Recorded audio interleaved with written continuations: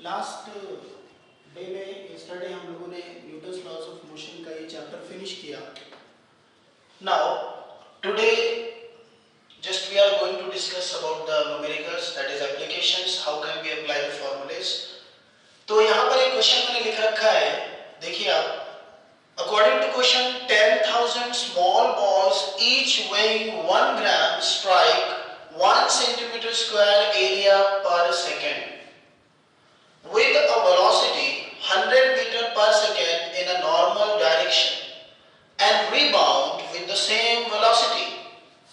The value of pressure on the surface will be. Question क्या बोल रहा है कि कोई तो भी सरफेस है, सपोज दैट, और इस पे नॉर्मल डायरेक्शन में 10,000 स्मॉल बॉल्स स्ट्राइक हो रही है. कैसे? Like this. ये स्मॉल बॉल्स हैं बहुत सारी, और ऐसे स्ट्राइक होने के बाद ये रीबाउंड हो रही है. तो क्वेश्चन आपसे पूछ रहा है प्रेशर क्या होगा. तो you know that what is the formula of pressure. सबको पता है प्रेशर का formula P is equal to F upon A. P is equal to F upon A. Force upon area. Now area is given in the question, that is 1 centimeter square. Now what will be the force. यहाँ से हम force कैसे निकालेंगे. तो force का देखिए फॉर्मूले जो हम यूज करते हैं न्यूमेरिकल्स में, वो गिवन डेटा के बेस पर यूज करते हैं कि गिवन डेटा हमको क्या दिया हुआ है. ऐसा नहीं है कि आप कुछ भी फॉर्मूला लगा दोगे. यहाँ पर जैसे एक फोर्स का फॉर्मूला है m into a, mass into acceleration. आप सोचो मास तो क्वेश्चन में दिया हुआ है, अब एक्सेलरेशन के चक्कर में पड़ गए, एक्सेलरेशन कैसे निकालेंगे. तो उस चक्कर में आपका क्वेश्चन गया पूरा, क्योंकि एक्सेलरेशन आप कहां से कैलकुलेट करोगे यहाँ से. तो यहाँ पे फोर्स का दूसरा फॉर्मूला कौन सा है. यस, फोर्स का एक फॉर्मूला था F is equal to dp by dt according to Newton's second law. तो सबसे पहले हम वहां से फोर्स कैलकुलेट करेंगे. Now F is equal to dp by dt. अगर हम dp by dt के अकॉर्डिंग देखें तो आपको पता है कि जो p है वो मोमेंटम है, और उसका फॉर्मूला मैंने मास इनटू वेलोसिटी आपको बता रखा है. मास क्वेश्चन में 1 ग्राम दिया है और वेलोसिटी 100 मीटर पर सेकंड दी है. लेकिन क्वेश्चन एक बात आपसे ये बोल रहा है कि ये जो बॉल्स हैं ये इधर जा रही है और यहां से आने के बाद ये वापस आ रही है. इसका मतलब ये अगर इनका मोमेंटम p है और सेम वेलोसिटी से वापस आ रही, तो रिटर्निंग कंडीशन में भी मोमेंटम p ही रहेगा. नाउ यहां पर आप फॉर्मूले में देख रहे हैं F equal to dp by dt में dt is the change in momentum. मैंने आपको बताया था rate of change of momentum है. तो dp अगर चेंज इन मोमेंटम है, इसका मतलब इसको dp या डेल्टा p बोल सकते हो आप. नाउ यहां पर फिर ये क्या होगा, हम अगर डेल्टा p या dp की वैल्यू निकालें, मतलब चेंज इन मोमेंटम. नाउ ये p इधर जा रहा है, तो चेंज इन मोमेंटम आपको पता है दो क्वांटिटी को हम माइनस करके चेंज निकालते हैं. लेकिन दो क्वांटिटी को माइनस करने का मतलब ये नहीं कि p माइनस p जीरो हो गया है. वैसा नहीं होने वाला. देखिए p माइनस ये इधर जा रहा है, p मोमेंटम है और मोमेंटम एक वेक्टर क्वांटिटी है. वेक्टर क्वांटिटी है. नाउ इसकी डायरेक्शन इधर है तो इसकी अपोजिट है, तो जब दूसरे को आप माइनस करोगे तो इसको माइनस p लोगे. ये इधर जा रहा है तो p, ये इसके अपोजिट है तो माइनस p. तो जब इसको हम करेंगे तो ये आ जाएगा 2p. इसका मतलब चेंज इन मोमेंटम जो आने वाला है वो है 2p अपॉन p. ये हमने लिख लिया. नाउ अब इसके आगे आपको पता है p को हम क्या लिखते हैं. p को हम लिखते हैं मास इनटू वेलोसिटी. p को हम लिखते हैं मास इनटू वेलोसिटी. लेकिन यहां पर मास टोटल कितना है, एक बॉल का मास 1 ग्राम है, तो 10,000 का मास कितना होगा, हमें टोटल मास लिखना पड़ेगा. नाउ टोटल मास होगा एक बॉल का 1 ग्राम, तो 10,000 बॉल का 10,000 ग्राम. लेकिन हमें ग्राम को किलोग्राम में कन्वर्ट करना पड़ेगा. क्यों? क्योंकि ये velocity 100 metre per second MKS में दी हुई है और ये आपको सीजीएस में दिया है, एरिया भी सीजीएस में दिया है. तो आपको आंसर एमकेएस में निकालना है, तो ये दोनों भी आपको एमकेएस में कन्वर्ट करने पड़ेंगे. तो हम यहाँ पर मास लिखते हैं. p का फॉर्मूला है मास इनटू वेलोसिटी. मोमेंटम का याद है आपको, ये 2 एज इट इज. मास को क्या लिखेंगे, 10,000. ये हो गया 10,000 ग्राम में. एक बॉल का 1 ग्राम, 10,000 बॉल्स का 10,000 ग्राम. लेकिन जब केजी में कन्वर्ट करेंगे, so you should know 1 gram is equal to 10⁻³ kilogram. So इसको हम 10 की पावर -3 से मल्टीप्लाई कर देंगे। Now it is converted in KG. तो ये हो गया मास into velocity, means that 100 upon T. Question में हमको टाइम कितना दिया है, ये क्वेश्चन हमको देखिए यहां से बता रहा है 1 सेंटीमीटर स्क्वायर एरिया पर सेकेंड। इसका मतलब टाइम आपको कितना लेना है? Yes you are right, 1 second. हमें यहाँ पे 1 सेकेंड लेना है। तो यहां से हमने फोर्स कैलकुलेट कर लिया, तो ये हमारा फोर्स कितना आ गया, ये 2 इंटू, नाउ 10⁻³ है, तो इसके जो 3 जीरो थे, ये 3 जीरो इससे कैंसिल हो गए। अब इधर क्या बचा, ओनली 10 और इधर 10 की पावर 2, टोटल हो गई 10 की पावर 3। ये तो हमारा फोर्स आ गया।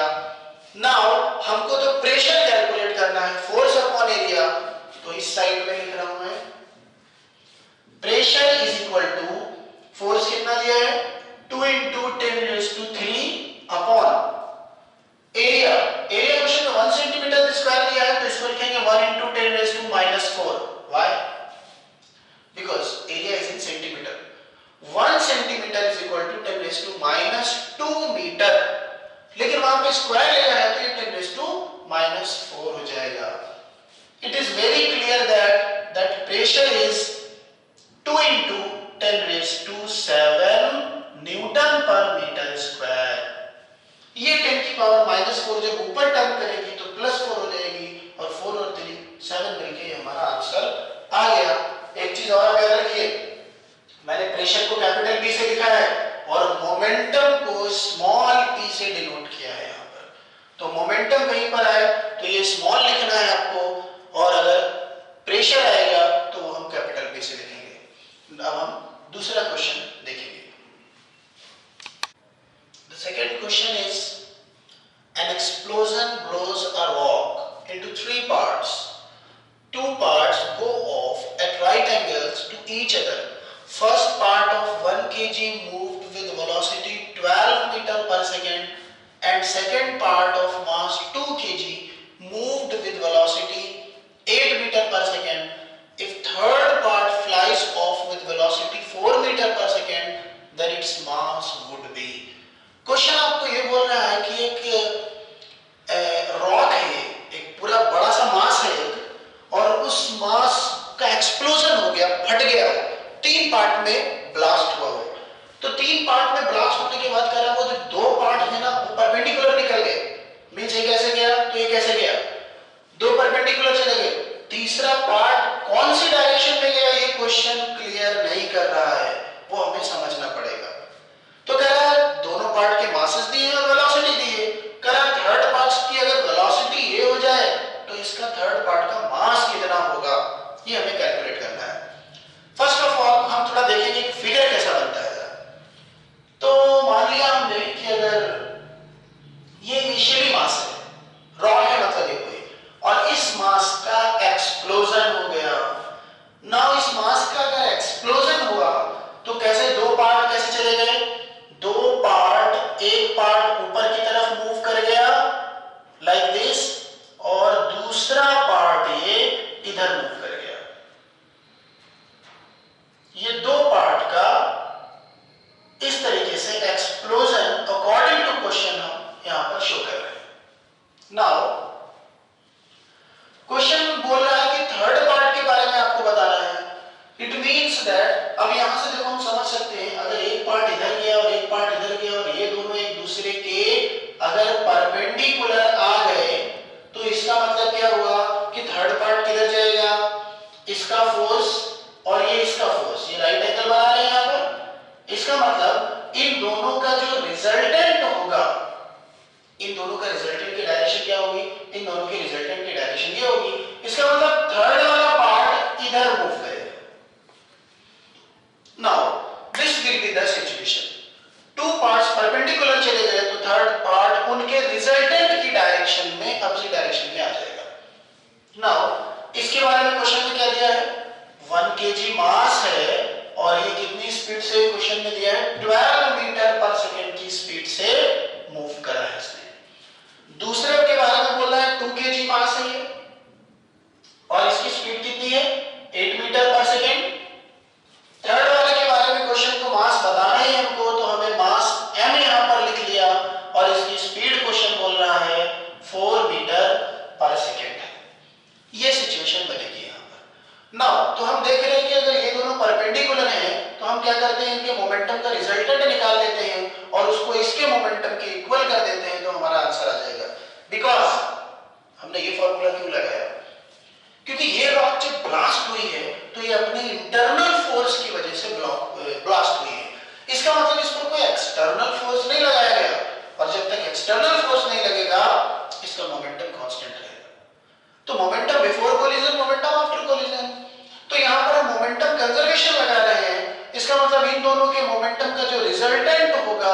वो इस थर्ड पार्ट के मोमेंटम के इक्वल होगा, उसको इक्वल करने से हमारा आंसर आ जाएगा।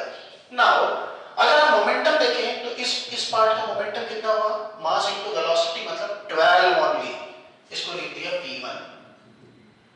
नाउ इसका मोमेंटम कितना हुआ, 8 into 2 that is 16 only, mass into velocity, इसको लिख दिया हमने p2। नाउ इसका मोमेंटम कितना हुआ, 4 into m और इसको हमने लिख दिया p3। नाउ अगर हम p1 और p2 का रिजल्टेंट ले लें तो according to law of parallelogram जो आपने स्टार्टिंग में वेक्टर चैप्टर में पढ़ा था, नाउ P1 और P2 दोनों परपेंडिकुलर 90 डिग्री के एंगल पर हैं, इसका मतलब इनका जो रिजल्टेंट होगा P1 square plus P2 square होगा और ये इक्वल हो जाएगा P3 के according to conservation of momentum. Now put the values, अगर हम वैल्यूज पुट करें, P1 की वैल्यू कितनी निकाली हमने 12 का स्क्वायर प्लस P2 कितना निकाला हमने 16 का स्क्वायर, क्योंकि ये कितना बना मास इनटू वेलोसिटी 12, ये mass into velocity 16 equal to ये आएगा 4m। Now it is very clear that it is very easy.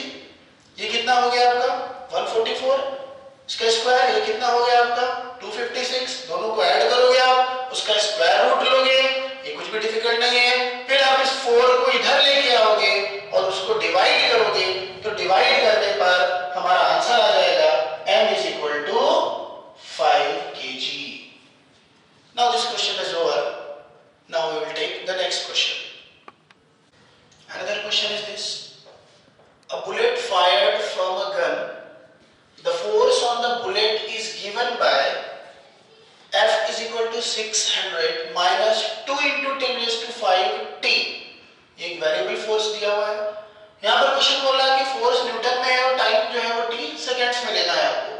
आगे क्वेश्चन बोल रहा है the force on the bullet becomes zero as soon as it leaves the barrel. Now what is the average impulse impelled to the bullet? आपको यहाँ पर impulse निकालना है। तो मैंने आपको बताया था अगर फोर्स कांस्टेंट है, टाइम कांस्टेंट है, तो हम डायरेक्ट इंपल्स का फार्मूला F into t लेंगे, लेकिन अगर फोर्स वेरिएबल है तो हम यहाँ पर इंपल्स का फार्मूला इंटीग्रेशन वाला यूज करेंगे जो आपको बताया था। तो चलिए इस क्वेश्चन को सॉल्व करते हैं। इसके लिए थोड़ा सा मैं इसको इरेज करता हूँ और फिर हम इंटीग्रेशन का फार्मूला लगा करके इसको सॉल्व करने वाले हैं। जब तक आप सोचो इसका इंटीग्रेशन कैसे करेंगे। नाउ इंटीग्रेशन का फॉर्मूला है T1 to T2 F dt। This is the formula of impulse in form of integration, ये आपको बता रखा था मैंने। यहां पर हम F की वैल्यू पुट करेंगे 600 minus 2 into 10 raised to 5 t into dt। हाँ, यहाँ पर लिमिट क्या देंगे, क्वेश्चन में लिमिट के बारे में कुछ नहीं बोला कि कितने टाइम में आपको फोर्स इंपल्स निकालना है। एक्चुअली क्वेश्चन ने एक हिंट दी है कि जैसे ही बुलेट बैरल को लीव करती है वहां पर फोर्स जीरो हो जाता है। तो हम क्या करेंगे, इस फोर्स को यहाँ पर हमने जीरो पुट कर दिया, तो यहां से हम टाइम कैलकुलेट कर सकते हैं। तो देखिए यहां से टाइम कितना आ जाएगा 600 अपॉन 2 into 10 raised to 5, मतलब t की वैल्यू आ गई है 3 into 10 raised to -3 सेकेंड्स। 300 हो गया, 2 से डिवाइड करने के बाद 10 की पावर ऊपर गई 5, तो ये -5 हो गई और ये 3 into 10 raised to -3 सेकेंड आ गया। नाउ हमको जो टाइम लेना है वो लेना है 0 to 3 into 10 raised to -3, ये हो गई हमारी लिमिट। नाउ अब हम सबसे पहले इंटीग्रेशन करेंगे।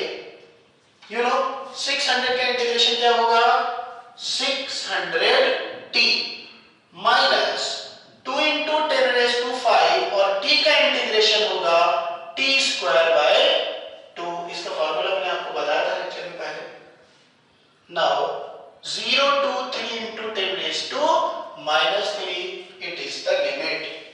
Now अब हम क्या करेंगे आगे? Now अब हम करेंगे कि पहले जहां जहां पर t लिखा हुआ है वहां पर अपर लिमिट पुट करेंगे और फिर माइनस का साइन लगाएंगे, फिर जहां जहां पर t लिखा है वहां पर हम लोअर लिमिट पुट करेंगे।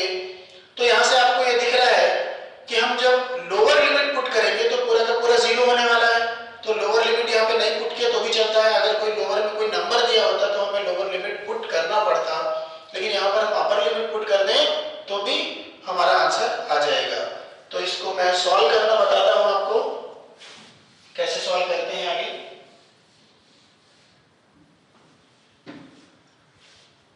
I, that is the impulse, is equal to 600 into t की value 3 into 10 raised to minus 3 minus, अब ये देखिए यहाँ पे 2 से 2 कैंसिल हो गया, क्या बचा 10 raised to 5 into t square है, इसका मतलब 3 into 10 raised to minus 3 का स्क्वायर यहाँ पर हो जाएगा।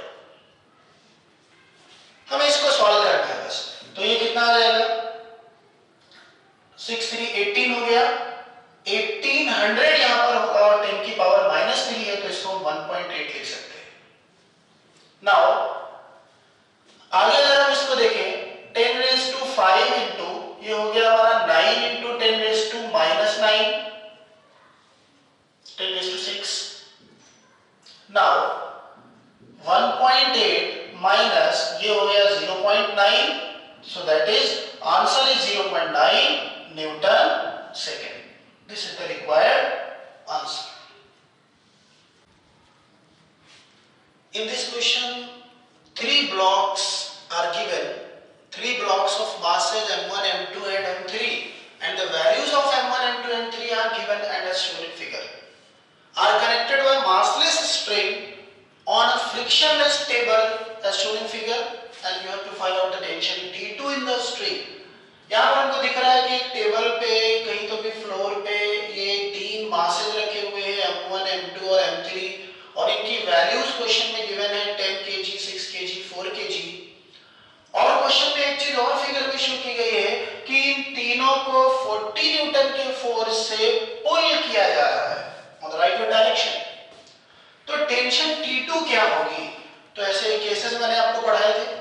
हमें सिर्फ T2 अगर निकालना है तो हम सिर्फ M3 ब्लॉक के लिए इक्वेशन बना लेंगे, क्वेश्चन बहुत इजी है। M3 ब्लॉक के लिए इक्वेशन क्या बनेगी? By using F is equal to ma, F is the net force acting on the block. What is the net force acting on the block? 40 minus T2. तो यहाँ पर हम क्या लिखेंगे? 40 minus T2 is equal to M3a, ये equation बनेगी। अब हमें M3 की वैल्यू तो पहले से क्वेश्चन में दी है, तो हम यहाँ पर M3 की वैल्यू 4 लिख देते हैं। Now this is the required expression. 40 minus T2 is equal to 4a. We have to find out only T2. But what is the acceleration A? तो acceleration A निकालने के लिए मैंने आपको डायरेक्ट फार्मूला बताया था कि सीधे हम net force is equal to total mass into acceleration apply करेंगे। तो सीधे अगर हम F is equal to ma use करें तो F 40, m मतलब total mass 10 plus 6 plus 4 into a। ये मैंने आपको बताया था F is equal to m1 plus m2। अगर 2 ब्लॉक दिए, 3 ब्लॉक दिए तो F is equal to m1 plus m2 plus m3 into a। यहाँ से अगर हम a की वैल्यू निकालें तो ये आ जाएगी 40 अपॉन और ये कितना हो गया 20। नाउ a की वैल्यू यहाँ पर 2 मीटर पर सेकेंड स्क्वायर आ गई। ये हम इसकी वैल्यू 2 यहाँ पे पुट करेंगे तो ये आएगा 40 minus T2 is equal to 4 into 2 that is 8। Now T2 की वैल्यू यहाँ से आ गई 32 Newton. This is the required answer. Question में आपसे सिर्फ T2 पूछ रहा था तो T2 आ गया। अब बाय चांस वैसे हमारा ये क्वेश्चन कंप्लीट हो गया है, लेकिन सपोज दैट आपसे अगर वहां पर वो T1 भी पूछ लेता तो हम T1 कैसे निकालते? तो इसके लिए आप सिर्फ लास्ट वाले के लिए क्वेश्चन बना सकते हो, नहीं तो इसके लिए बनाया तो भी चलता है। इसके लिए अगर आप इक्वेशन बनाओगे तो क्या बनेगी? T2 minus T1 is equal to M2A. T2 minus T1 is equal to M2A. A की वैल्यू हमारे पास अवेलेबल है और T2 की वैल्यू भी अवेलेबल है, वहां पे पुट करके डायरेक्ट हमारा T1 आ जाएगा। अदरवाइज आप और क्या कर सकते हो, ओनली ब्लॉक M1 के लिए इक्वेशन बनाओ तो क्या बनेगी, T1 is equal to M1A। इसका मतलब M1 की वैल्यू 10 और A की वैल्यू 2, यहां से कैलकुलेट करी तो T1 में टेंशन कितनी आ जाएगी, T1 is equal to MA, that is 20 Newton. ये हमारा T1 हो गया और T2 यहां पर हमने फाइंड कर लिया। This is the question. In this question, a monkey of mass 20 kg is holding a vertical rope. The rope will not break when a mass of 20 kg is suspended from it, but will break if the mass exceeds 25 kg. So what is the maximum acceleration with which the monkey can climb along the rope? Question आपसे ये बोल रहा है कि एक रस्सी है, ये हमने मान लिया रस्सी है और इस पर एक मंकी चढ़ने की कोशिश कर रहा है, क्लाइंबिंग अप। तो कह रहा है कि ये इसकी जो मैक्सिमम टेंशन ये कितनी बेयर कर सकती है रोप, वो है 25 केजी का मास, ये उसकी मैक्सिमम टेंशन हो गई। 25 केजी का मास वो बेयर कर सकती है, इससे ज्यादा पे टूट जाएगी। इसका मतलब हम लिखेंगे कि इसमें जो मैक्सिमम टेंशन होगी तो maximum tension T is equal to 25G होगी बस, because it can tolerate only 25 kg up to 25 kg mass and beyond that it will break. So T is equal to 25 kg is the maximum tension. Monkey ऊपर चढ़ रहा है, ऊपर चढ़ रहा है तो this case is just very similar to the case of lift when the lift is moving upward. Now यहाँ पर हमारा फॉर्मूला आएगा T is equal to mg plus a। जब लिफ्ट अपवर्ड डायरेक्शन में मूव होती है तो हमारे पास यही फॉर्मूला है, T is equal to mg plus a। Maximum tension कितनी है यहाँ पर 25G, मास मंकी का कितना है 20G plus a we have to find out। Question is very easy, यहाँ पर हम सिर्फ a निकालेंगे बस। तो कैसे कर सकते हैं इसको, दिस इज द 25G, ये 20G इधर ले आएंगे तो माइनस में आ जाएगा, तो इधर क्या बचेगा 5G is equal to 20a। G की वैल्यू अगर हम यहाँ पर 10 पुट कर दें, इधर जा रहा हूं आपको, G की वैल्यू अगर यहाँ पर 10 पुट कर दें हम तो 10 का मतलब ये 50 हो जाएगा और 50 का 0 कैंसिल होके A की वैल्यू आएगी 5/2, मतलब A is equal to 2.5 metre पर second square. This is the answer. This is the question of pulley. Two blocks of mass 4 kg and 6 kg are attached to the ends of a string passing over a pulley. The 4 kg mass is attached to the table by another string. The tension in this string will be, means क्या बोल रहा है question आपको, एक ये पुली है और इससे ये दो मास अटैच हैं, लेकिन कह रहा है कि इस मास से नीचे एक स्ट्रिंग है और वो स्ट्रिंग एक टेबल से कनेक्ट करके फिक्स कर दी गई है। तो ये जो आपकी स्ट्रिंग है इसमें टेंशन कितनी होगी, मतलब आपको T1 फाइंड करना है। तो देखिए कैसे निकालते हैं, मैंने अभी भी आपको एक कंसेप्ट बताया था, जैसे इसका वेट कितना होगा 6G हो जाएगा और इसका यहाँ पर कितना होगा, इसका हो जाएगा 4G। नाउ अब हम देखें अगर कि ये ब्लॉक्स मूव तो नहीं होने वाले हैं, क्यों मूव नहीं होंगे, क्योंकि ये स्प्रिंग को यहाँ से फिक्स कर दिया गया है और अगर ये स्प्रिंग को यहाँ से फिक्स कर दिया तो ना तो ये ब्लॉक ऊपर जाएगा और ना ये ब्लॉक नीचे आएगा। नीचे भी क्यों नहीं आएगा, क्योंकि इधर का वेट ज्यादा है, तो ये इसको इधर पुल करेगा, ये सिस्टम ऐसे ही रेस्ट में रहेगा। अगर ये सिस्टम रेस्ट में है तो 6 kg ब्लॉक के लिए हमारी इक्वेशन होगी T is equal to 6G only, मतलब F is equal to MA only। तो T is equal to 6G, वैसे तो हमसे T क्वेश्चन में नहीं पूछ रहा है, लेकिन फिर भी अगर वो पूछता हमसे तो हमारा T आंसर होता 60 newton. Why 60 newton? Because the value of G is taken 10 metre per second square. Now T is equal to 60, लेकिन हमें क्या फाइंड करना है, हमें T1 फाइंड करना है। ब्लॉक 6 kg के लिए इक्वेशन थी. Now we are making the equation for the block 4 kg. 4 kg पे आप देख रहे हो there are two tensions are acted. एक अपवर्ड है और एक डाउनवर्ड है. कौन सा T और T1 में कौन सा बड़ा होगा? डेफिनेटली T बड़ा होगा, क्योंकि इस टेंशन ऊपर की तरफ ज्यादा लगेगी. इसका वेट नीचे, इसको नीचे खींचेगा, ये ऊपर जाएगा, मतलब मूव नहीं करेगा लेकिन स्ट्रेच होगा ऊपर की तरफ, तो T ज्यादा होगा. तो इक्वेशन बनेगी T minus T1 is equal to 4g. क्योंकि ये रेस्ट में है तो इसका एक्सेलरेशन, एक्सटर्नल एक्सेलरेशन 0 है, but g is active. Now t की वैल्यू डाल देते हैं. यहां पर कितनी थी? 6g minus T1 is equal to 4g. तो ये कितना आ गया? T1. यहां से T1 की वैल्यू आ गई 2g, या फिर हम बोल सकते हैं it is 20 Newton. Now this is the answer. In this question, find the mass m so that it remains at rest. Both the pulley and string are light and friction is absent everywhere. Figure में आप देख सकते हैं कि there are two pulley, दो पुली लगी हुई है यहाँ पर. एक पुली से कैपिटल M का मास अटैच किया गया है. कैपिटल M से मालूम कुछ भी बना सकते हैं यहाँ पर. फिर दूसरे साइड में एक पुली अटैच्ड है और उससे दो मास अटैच्ड है 2 kg और 3 kg के. क्वेश्चन आपको बोल रहा है कि ये वाला मास रेस्ट में है, मतलब ये मास मूव नहीं करेगा. अगर तो इसका मतलब मूवमेंट इन दोनों में होगा. इन दोनों में कैसा होगा? ये अगर a एक्सेलरेशन से नीचे आएगा तो ये ब्लॉक a एक्सेलरेशन से ऊपर जाएगा. इसका मतलब अगर इसमें टेंशन T होगी तो इसमें भी टेंशन T होगी, और अगर इन दोनों में टेंशन T हो गई तो इसमें टेंशन 2T होगी, एडिशन. सिमिलरली इसमें भी टेंशन 2T होगी. नाउ अब हम सबसे पहले एक्सेलरेशन निकाल लेते हैं.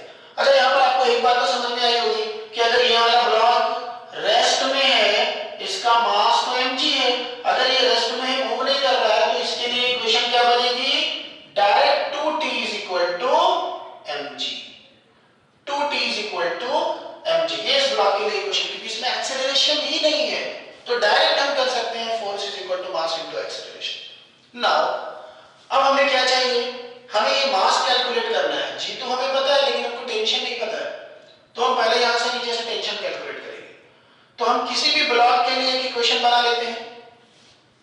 इसके लिए बना लेते हैं. 2 छोटा है तो इसका मास कितना नीचे हो जाएगा, वेट कितना हो जाएगा? 2g.